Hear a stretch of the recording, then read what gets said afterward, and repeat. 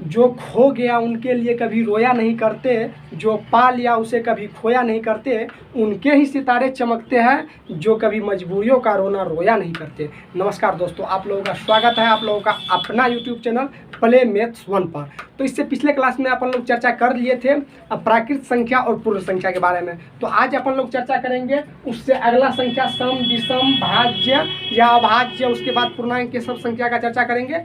लेकिन आज और कल तक में संख्या खत्म हो जाएगा, फिर परसों यूक्लिड विभाजन प्रमेय का और फिर तरसों से आप लोगों का चैप्टर शुरू हो जाएगा।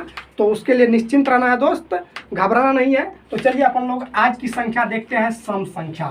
तो सम संख्या, प्राकृत और पूर्ण संख्या के बारे में हमने बताया था कि गिनती की सारी संख्या को प्राकृत संख्या कहते हैं और उसके परिवार में यदि जीरो लगा देंगे तो क्या हो जाएगा, पूर्ण संख्या का निर्माण हो जाएगा। ये दोनों हम संख्या के बारे में बता दिए थे, उसके बारे में जो स्टार पॉइंट था वह भी लिखा दिए थे। तो चलिए अपन लोग अब जानते हैं कि सम संख्या। तो सम संख्या का परिभाषा जान लीजिएगा। तो देखिए अब यदि लिखाएंगे सम संख्या का परिभाषा तो हो सकता है बहुत लेट लग जाएगा दोस्त, तो लिखाएंगे नहीं, बोल देते हैं, वीडियो को पॉज करके और लिख लीजिएगा, ठीक। चलिए, सम संख्या वैसा प्राकृत संख्या जो दो से पूरा कट जाए या विभाजित हो जाए, कौन संख्या कहलाएगा, सम संख्या कहलाएगा।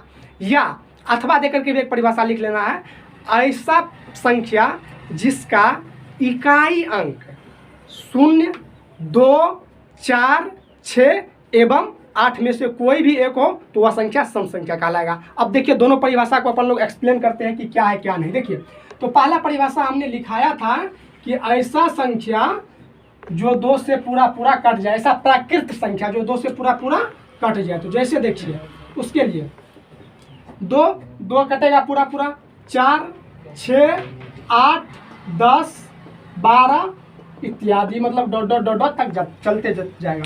तो 2 भी कटेगा पूरा 2 से 4 भी कटेगा, 6 भी कटेगा, 8 भी, 10 भी, 12 भी, इसी तरह से कटते चला जाएगा।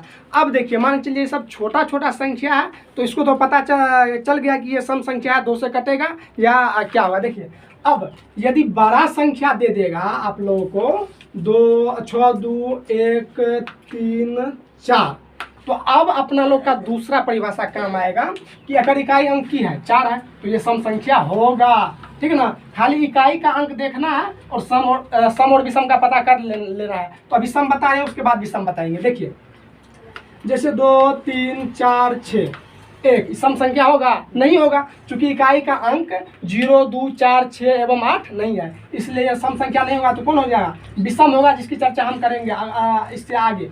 देखिए यदि इसी पर हम 0 दे देंगे तो ये कौन संख्या हो जाएगा, सम संख्या हो जाएगा। या मान के चलिए कोई भी संख्या है 2, 3, 1 ये ना है, अब यहाँ पर 8 दे देंगे तो यह हो जाएगा सम संख्या, क्योंकि हम दोनों परिभाषा लिखा दिए। अब चलते हैं इसके स्टार पॉइंट पर। तो स्टार पॉइंट मुंह से ही बोल देते हैं, आप लोग लिख लीजिएगा कि सबसे छोटी सम संख्या 2 होती है और सबसे बड़ी सम संख्या अनंत होती है।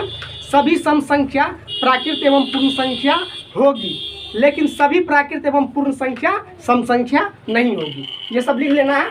अब चलते हैं अपन लोग विषम संख्या यानी कि ओड नंबर पर। तो देखिए विषम संख्या कुछ नहीं है, विषम संख्या में सीधा सम का उल्टा, सम संख्या में जो बताए हैं उसको उल्टा देना है। जैसे अभी हम सम संख्या में बताए हैं कि जो संख्या ऐसा प्राकृत संख्या जो 2 से पूरा कट जाए तो वह सम संख्या होगा। तो विषम संख्या में देना है कि ऐसा प्राकृत संख्या जो 2 से पूरा नहीं कटे विषम संख्या कहलाएगा। तो देखिए जैसे देख लीजिए, जैसे अभी हम बोले ऐसा प्राकृत संख्या जो 2 से पूरा नहीं कटे वह कौन संख्या कहलाएगा, विषम संख्या। जैसे देखिए 3, 1, 3, 5, 7, 9 ये सब 2 से कटेगा, पूरा नहीं कटेगा, 2 से पूरा भाग नहीं लगेगा, तो डॉट यह हो जाएगा कौन संख्या, विषम संख्या। या इसका दूसरा परिभाषा जान लीजिए विषम संख्या का क्या होता है क्या नहीं। देखिए दूसरा परिभाषा, ऐसा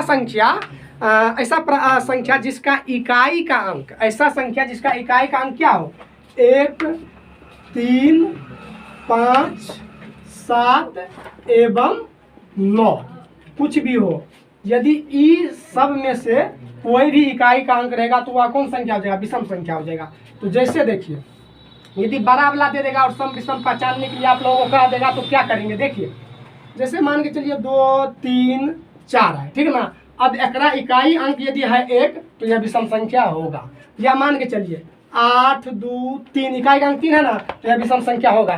तो दूसरा परिभाषा से सम और विषम संख्या को इसी तरह से अपन लोग पहचान लेंगे, ठीक। तो सम और विषम हो गया। अब देखिए, सबसे छोटी विषम संख्या 1 होती है और सबसे बड़ी विषम संख्या अनंत होती है। तो इसको स्टार पॉइंट देकर के लिख लेना है। सभी विषम संख्या प्राकृत एवं पूर्ण संख्या होगी, लेकिन सभी प्राकृत एवं पूर्ण संख्या विषम संख्या नहीं होगी। तो ये सब स्टार देकर के लिख लेना है। अब चलते हैं अपन लोग भाज्य या यौगिक या संयुक्त संख्या पर। तो देखिए, भाज्य संख्या किसको कहेंगे, उसका भी डिफिनेशन पूरा पहले समझ लीजिए, उसके बाद आगे चलते हैं। देखिए, भाज्य संख्या ऐसा प्राकृत संख्या जो एक और स्वयं के अलावे किसी दूसरी संख्या से भी कटे। कौन संख्या कहलाएगा? भाज्य संख्या। अब देखिए, अभी हमने बताया कि ऐसा प्राकृत संख्या जो एक और स्वयं कहने का मतलब खुद अपने आप, स्वयं कहने का मतलब खुद अपने आप से कटे, वह संख्या कौन संख्या कहलाएगा? भाज्य संख्या कहलाएगा। जैसे देखिए, जैसे 4 8 6 भी है, 12 या पहले 10 लिख दीजिए, 10 12 14, ये सब कौन संख्या है? भाज्य संख्या है।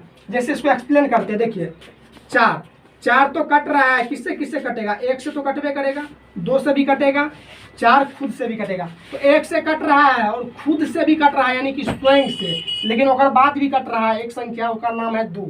तो इसलिए कौन संख्या हो जाएगा? भाज्य संख्या हो जाएगा। या मान लीजिए 6, तो 1 से कटेगा, 2 से कटेगा, 3 से भी कटेगा और 6 से। देखिए, 1 से कट रहा है ना, और स्वयं से भी कट रहा है, और बाद भी 2 संख्या से कट रहा है, इसीलिए कौन संख्या हो जाएगा? भाज्य संख्या हो जाएगा।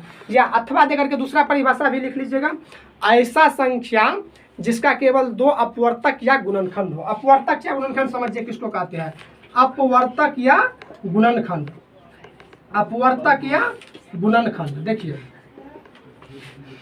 तो जैसे 4 का अपवर्तक हो जाएगा क्या क्या? 1 2 4, यानी कि जिससे वह संख्या कट जाता है वही संख्या क्या हो जाएगा? अपवर्तक या गुणनखंड। देखिए, जैसे कि मान के चलिए अपन लोग 10 को देखते हैं। 10 का अपवर्तक या गुणनखंड क्या हो जाएगा? 10 1 से कटेगा, 2 से कटेगा, 5 से भी कटेगा, 10 से भी कटेगा ना। तो देखिए, इसका 2 से अधिक अपवर्तक है ना, 1 अपवर्तक हो गया, 2 हो गया और 2 बढ़ गया। तो 2 से जैसे अधिक अपवर्तक हो जाएगा तो कौन संख्या हो जाएगा? भाज्य संख्या हो जाएगा, ठीक। तो चलिए अब अपन लोग जानते हैं अभाज्य संख्या या असंयुक्त संख्या या रूट संख्या। भाज्य संख्या तक क्लियर है? तो चलिए देखिए, पहले इसका डिफिनेशन जान लेते हैं अभाज्य संख्या का।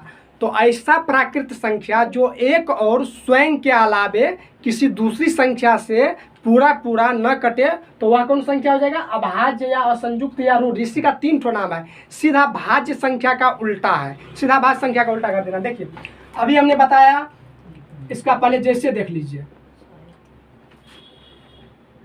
2 है ना, तो वह एक और स्वयं के अलावा किसी दूसरी संख्या से नहीं कटेगा। 3 5 7 11 ... चला जाएगा। देखिए, इसमें देखिए, 2 किससे किससे कट रहा है? 1 से कट रहा है और खुद से कट रहा है, अगर दूसरे से नहीं कट रहा है तो अभाज्य हो जाएगा। 3 देखिए, 3 भी उसी तरह से किससे कटेगा? 1 से कटेगा और खुद 3 से कटेगा, अगर अलावा दूसरा संख्या से कटबे नहीं करेगा, इसीलिए यह कौन संख्या हो जाएगा? अभाज्य संख्या हो जाएगा। 5 भी देखिए, 5 भी 1 से कटेगा और खुद 5 से कटेगा, अगर अलावा दूसरा संख्या से नहीं कटेगा, तो यह कौन संख्या हो जाएगा? अभाज्य संख्या हो जाएगा। या इसका दूसरा परिभाषा भी लिख लीजिएगा अथवा देकर के, कि ऐसा प्राकृत संख्या जिसका केवल 2 अपवर्तक या गुणनखंड हो। अपवर्तक या गुणनखंड का इसके पहले चर्चा की है, यानी कि 5 का क्या गुणनखंड है? एगो 1 है, एगो 5 है, अगर अलावा दूसरा गुणनखंड हो ही नहीं सकता है, इसीलिए यह अभाज्य संख्या है। 11 है, तो 11 का 1 होगा गुणनखंड, यानी 1 से हुआ कटेगा और 11 से कटेगा, अगर अलावा दूसरा संख्या से कटबे नहीं करेगा, इसीलिए यह कौन संख्या हो जाएगा? अभाज्य संख्या हो जाएगा। अब देखिए, स्टार देकर के लिख लेना है, स्टार देकर के लिख लेना है। वो तो बतेबे कि थे, सबसे छोटी भाज्य संख्या क्या हो जाएगा? 4 हो जाएगा। सबसे बड़ी भाज्य संख्या ज्ञात करना असंभव है या अनंत है। सबसे छोटी अभाज्य संख्या 2 हो जाएगा और सबसे बड़ी अभाज्य संख्या ज्ञात करना अनंत है या असंभव है, ठीक ना। देखिए, 1 से 100 तक के बीच में कितना अभाज्य संख्या हो जाएगा? तो 25 अभाज्य संख्या है।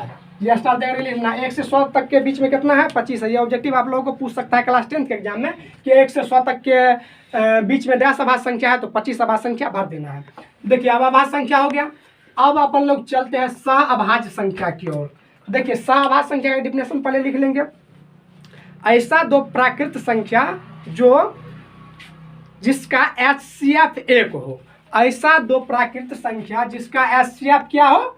1 हो, तो वह कौन संख्या हो जाएगा? सहअभाज्य संख्या हो जाएगा। जैसे देखिए, जैसे 2, 3 ये प्राकृत संख्या है। दोनों का HCF लीजिएगा। HCF लीजिए ना यहाँ पे बगल में, जिसको नहीं होता है HCF लेने के लिए। देखिए 2 का 2, 2 1 क्या हो जाएगा? HCF 1 दूना 2, यानी कि HCF कितना हो गया? 1 हो गया ना। इसलिए यह कौन संख्या? सहअभाज्य संख्या है। या मान के चलिए 5, 7 प्राकृत संख्या है ना, तो ये दोनों का HCF निकालिएगा तो 1 होगा। या 4, 5 ये दोनों का HCF निकालिएगा तो क्या होगा? 1 हो जाएगा। ठीक, तो यही सब हो गया सहअभाज्य संख्या। या इसका दूसरा परिभाषा भी आप लोग लिख सकते हैं। दूसरा परिभाषा क्या है बताते हैं। ऐसा दो प्राकृत संख्या जिसमें एक के अलावा कोई भी दूसरा उभयनिष्ठ गुणनखंड नहीं हो, तो वह कौन संख्या हो जाएगा? सहअभाज्य संख्या होगा। जैसे देखिए 2 और 3 है ना, 2 और 3 में ये दोनों का गुणनखंड यदि निकालेंगे तो ये हो जाएगा 1, इसका 1 गुना 2, या 1 हो जाएगा, 1 से ही कटेगा, 2 से कटेगा, 3 भी देखिए 1 से कटेगा और 3 से कटेगा। तो 1 के अलावा कोनो इसमें कॉमन नहीं है, 1 के अलावा कोई उभयनिष्ठ गुणनखंड नहीं है, तो यह हो जाएगा सहअभाज्य संख्या। जैसे 5 और 7 लिए है एग्जाम्पल में, तो 5 किससे किससे कटेगा? 1 से कटेगा और 5 से कटेगा। और 7 किससे किससे कटेगा? 1 से कटेगा और किससे कटेगा? 7 से कटेगा। तो अब देखिए ये दोनों में उभयनिष्ठ कौन चीज़ है? तो 1 है।